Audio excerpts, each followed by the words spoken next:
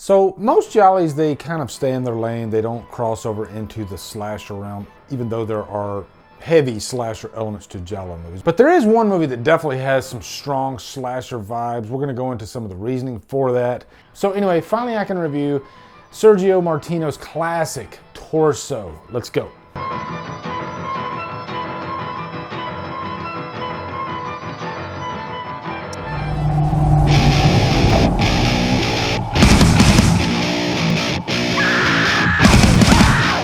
Torso stars Susie Kindle, Tina Amont, Luke Marinda, and is directed by Sergio Martino. What's up, guys? It's a good day because I'm reviewing not one but two Giallo-inspired films. The first one being Sergio Martino's classic Torso, and the other one being a more recent parody of Giallo films, The Editor.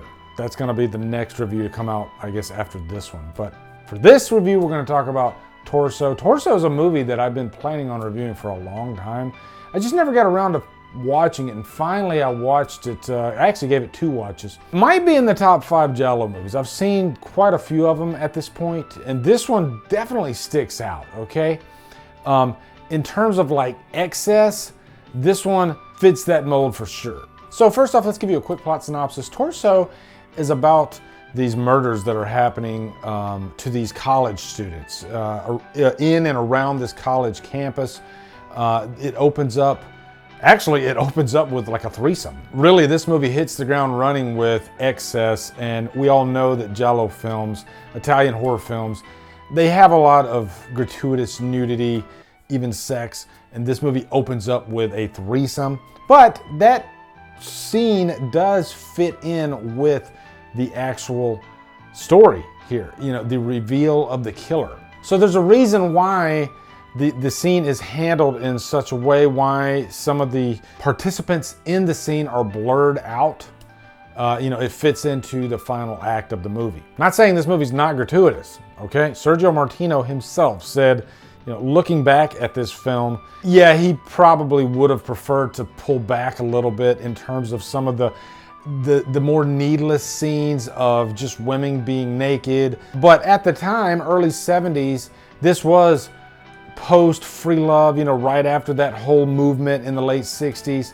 And this was par for the course in terms of horror, especially like Italian horror and Italian cinema in general. Filmmakers were just much more free-spirited with what they would show. So when we Americans watch movies like that, and yes, we have nudity in our movies, especially in that time frame, even we are a little taken aback by, wow, they really don't hold back in terms of nudity. And this movie is a perfect example of that. But that's not to take away from Sergio Martino's excellent direction. This is a guy that knows exactly what he wants in his film, how he wants the camera to move. Very specific decisions in his framing, even for, you know, those Italian horror movies that are known for their like quick zoom ins. But Martino also likes to, you know, he'll throw in like a camera whip here and there. He keeps you on your toes with his creative decisions throughout. And that's especially fun in terms of just creating a good kill. Now, the killer in this movie, he's unique compared to most Giallo films because we've seen the same type killer in most of these movies. You know, the black trench coat, the black fedora type hat, really just in the shadows, that type of killer. But this is not that type of killer. Yeah, there's some dark, shadowy moments with the killer, but he has pretty much like a ski mask covering his face. And his kill methods can cross more into like the American slasher realm, especially in some of the scenes. But the scenes involving the kills are beautifully directed. There is one scene in this movie, and it's probably the best scene. You have this, basically an orgy taking place. It looks like this parking structure or this place like on the outskirts of the campus, but where all the young folk hang out. And, you know, as the camera's like moving along, you can see like at least 3 couples having sex with each other. Like, wow. But this one girl, Carol, she's not feeling it.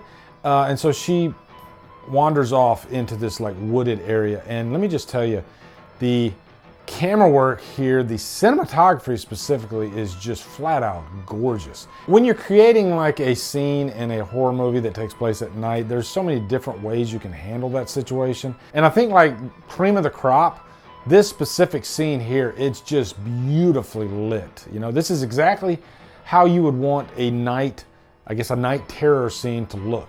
But this killer has a specific agenda here. All of his kills are in a similar pattern. He stalks his victims, which I like too. There's some nice stalking going on. But then when he kills them, he opens up their shirt and he just kind of marvels at their torso, which is one of the reasons why the movie's called Torso. It almost like gets him off. And then this is where it gets really weird, because then he like pokes their eyes out. And there's a scene at the beginning where you see this doll. And so every time he gouges their eyes out, he has this vision of this doll that he would poke his eyes out. So aren't Giallo movie plots weird? Every single one of them. I haven't come upon one where that seems normal. No, it's always something strange. There's a psychology to it that is not always explainable, even when there's a reveal at the end. It's just some weird, freaky shit. I'm not gonna spoil the motivation behind the killer and why he has these issues with these women and he wants to present their torso, even like cut them up into bits later in the movie. That's where I was getting like vibes from like the movie Pieces, which Pieces came out like a decade after this movie. This is 1973, which is funny because I just reviewed The Exorcist, which came out in 1973, which is my birth month. So maybe I'm having a thing for like 1973 lately. I do that sometimes. You know, like last year I reviewed two movies that came out in 1972 back to back. Toys Are Not for Children and Strange Vice of Mrs. Ward, which was directed by Sergio Martino. So bringing it back around. But also, of course, it's a Giallo movie. It's a whodunit. There are so many red herrings in this movie. And thankfully, you can't really guess who the killer is. You know how so many movies have, you know, predictability. Like the first act of the movie, you're like, oh, that's the killer. I've seen this recently quite a bit with like the new Scream, with Spiral, Book of Saw. I don't know what it is about American filmmakers, but we just can't make a good whodunit recently for some reason. We haven't always been bad at it, but just, you know, as of late, it seems like every time there's a whodunit, I can pick the killer within the first 15 minutes. But not the case here. And if you do a little research, Sergio Martino talking about this movie, he was pretty smart about that aspect of the movie. It wasn't just kind of a happy accident that you couldn't guess the killer. No, from the get, he always thought, I don't want my audience to tell who the killer is. So he would cast to type. I don't want this big-named actor to be the killer. So that's why in this movie, there are really no big-named actors. Really, Sergio was a master at his craft. He's really part of the Mount Rushmore of Giallo films. You know, you got Argento, Bava, Fulci, and Martino. All four of them are equally impressive, and they all have their strengths. I think Martino likes nudity more than the rest of them, because when I watch a Martino movie, just freaking chock full of nudity. Now, the main character of this movie is Jane, played by Susie Kindle, who looks a lot like Jane Seymour.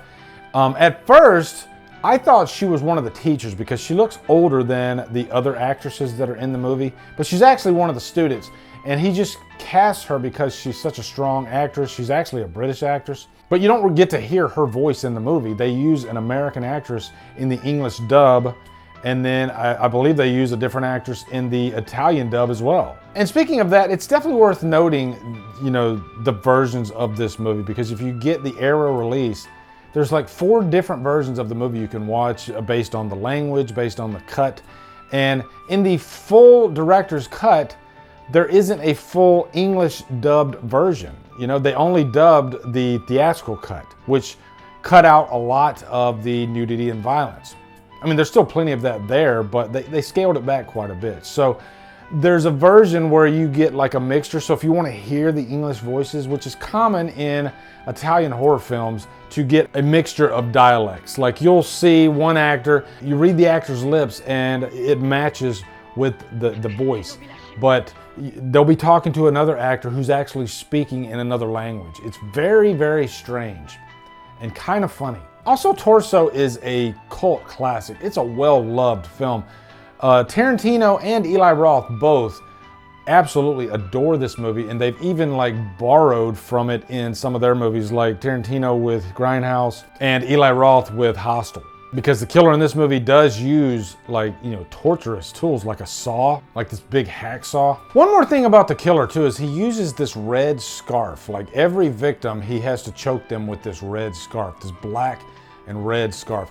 And as a matter of fact, Martino originally wanted to call this Red Like Love, Black Like Terror, which sounds like a common Giallo title, but after a couple of different names, it ended up on Torso, which I think is a great name for a movie, actually. So guys, in the end, I absolutely adored Torso. I think if I had to give it a con, I would say the first half feels more like a sex romp type movie. Yeah, there's definitely some killing in the first half, probably the best killing in the first half. But the second half, especially during the final act, they scale back the sex and the nudity, and they focus more on tension. Like there's a lot of tension in the last act with our main character stuck in this house, in this room, and you have the killer who thinks he's killed all his victims, but then he finds out later that she's still there. And so it's like a cat and mouse type deal once he gets back. But this movie does have a lot of great tension, but you still also get some violent kills. You get a cool looking killer, and it's very memorable. You know, that's why I say it's like one of the top 5 jollies that I've seen so far. So definitely a high purchase worthy for sure. Get the Arrow release if you can of Torso. Some great stuff on there, some great interviews with Sergio Martino. You will not be disappointed. Also, be sure to come over to Killer Flicks, where we talk horror all day and every day. On Fridays, we do Free For All Fridays. Follow me at Drumdums and on my socials. Put me on Patreon, buy me a coffee. And you guys, thank you so much for watching. Have a great day, and Drumdum out.